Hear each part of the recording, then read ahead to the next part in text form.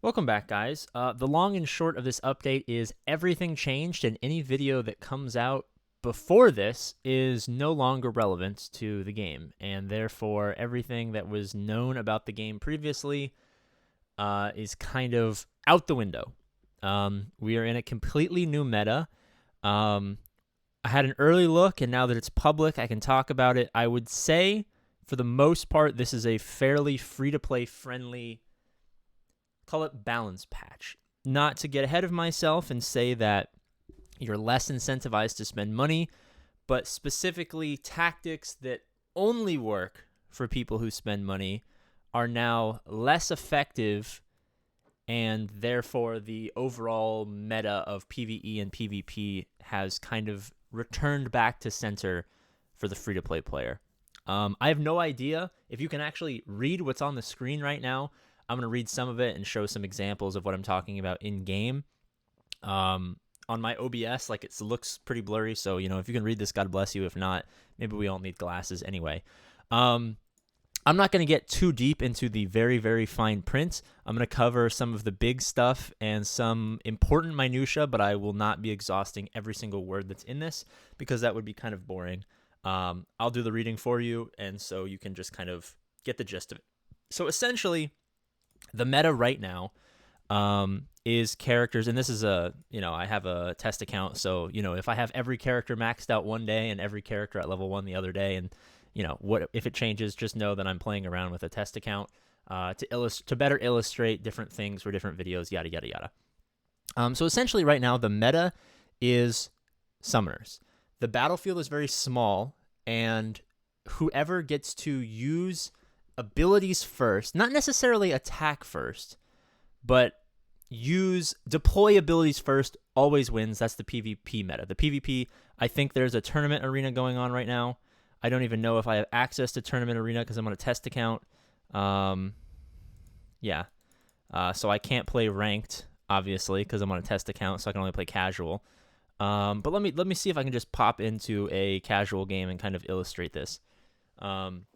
The current PvP meta is whoever gets to deploy abilities first wins, and that's because summoners are ridiculously overpowered. One, they clog the battlefield, so it's hard for the other team to maneuver and actually go after your characters, which in power-ups, which is the current PvP game mode for Tournament Arena, you score objective points by actually killing the spawned-in unit. Not the summoned units, but the units that are actually deployed. I don't know if I'll be able to find an opponent. I think I might actually not be able to do PvP for the purposes of this because I'm on a test account, which I should maybe just be able to do that, but whatever. We'll give it a couple more seconds while I talk. So essentially, you can clog up the map, you do big damage, you can turn one, delete characters from the game before they even get the opportunity to do anything. And in a game mode where you only have 5 characters, and whoever loses the first character loses 99% of the time, you can understand why summoning is incredibly broken. And it just so happens that, a lot of the summoners are free-to-play accessible, but are much quickly geared and acquired and leveled up and all that other jazz and applied ability materials too, if you spend money, which is why I'm saying that this is kind of a reduction in the pay-to-win meta, and it's kind of bringing it back towards you have an advantage to spend money by acquiring the characters, but the characters you acquire are not so broken to where, previously, if you had spent $5 on Yarick, who is the best character in the game, you would destroy people who had been playing longer but hadn't spent $5, right? So the old meta was so astronomically geared towards spending money that the game was completely pay to win. Now you still have an advantage by spending money. You can acquire Yarick, and we'll talk about how his abilities have changed. You can acquire Creed and how his abilities haven't changed just yet. You can acquire the new legendary Tau characters, who absolutely, this is the reason right here and forever will be a meme because he broke the entire game. His active ability allows other people to use their active ability again, which would obviously lead to Yarick spawning in 4 people twice, and then Creed going, and there's 10 guardsmen on the field, and each guardsman's one-shotting a person, and it's impossible to win, right? So we're going from a meta where just by spending a couple of dollars, you can guarantee that you're infinitely better than the people who haven't spent any money, to a meta where you're still at an advantage to spend money, but it's not so astronomical that the advantage comes at just the $5 mark. You probably have to get up to spending, maybe a couple $100 on pulls to maybe get, another summoning character like Creed, or, to get extra stars on Peyton Manning, or, acquiring a character like a legendary character on She, who's going to allow you to dominate the meta, right? So the overall too long didn't watch is that the free-to-play meta is kind of becoming more accessible for players. As far as the nitty-gritty, what's happening, again, I don't know if you can see this. I can barely read this. Aleph Null, who's kind of the main free-to-play summoner, basically we go from them just kind of going crazy to the 2 Scarab Swarms. They immediately attack using the damage type piercing, and any subsequent attacks use energy, which is nice because they do less damage overall because they're not piercing heavy armor. Not too many changes there. The repair action, so this is an improvement. So this is actually what I've talked about. It's not really a nerf to these characters. It's more of a rebalance because they're getting big buffs, but also getting reductions in other areas, which all in all, I think make these characters maybe slightly better tactically and less good just brute force, throw your shit at the wall and see what sticks, right? There's a little bit more nuance, and you're going to be able to potentially get more out of these characters, but you have to think a little bit more, which kind of turns, like I talked about earlier, you don't just spend the money and you automatically win. You can spend the money, but you still have to figure out how to beat your opponent, which I like. I like that there's kind of a tactical shift in how these characters use. And now they can resurrect the swarm members that have been destroyed. So a buff, I would say, not to the overall damage because these things are like one-shotting people, but a buff to them kind of being more of a swarm. You're going to take up more of the battlefield because there are those resurrections. Yarick goes from spawning in 4 guardsmen to only 2, plus 1 for each unit.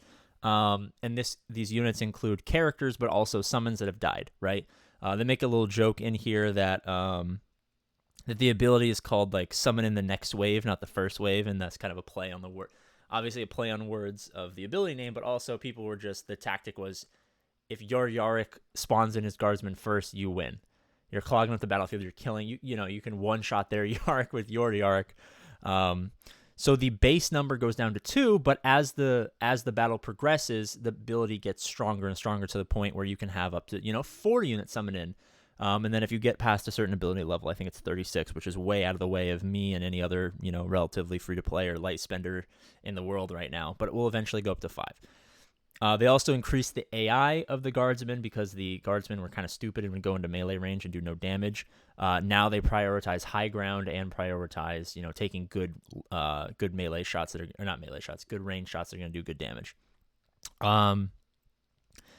So like I said, kind of less dumb of a mechanic. Like, it's not brain dead. You actually have to think maybe, do I take the early 2 guardsmen now to get an early advantage, or do I let that advantage compile as the battle goes on? Maybe I lose a guy, they lose a guy. Maybe I lose 2 guys and they lose a guy, so now I have 4 guardsmen, or 5 depending on ability level, and now I kind of swing the battle late, because previously the meta was kind of just, if you kill the first person, you just win, right? And now there gives you that opportunity to maybe have a comeback.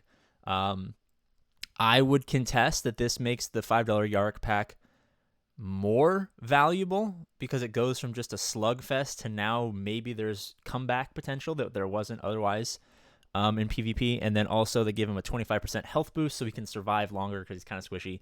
25% health boost to survive longer so he can actually get to that point. So instead of Yarick, being, well, I guess he's not unlocked, I'd have to, cheat and unlock him and then come back and edit, and I don't want to do that.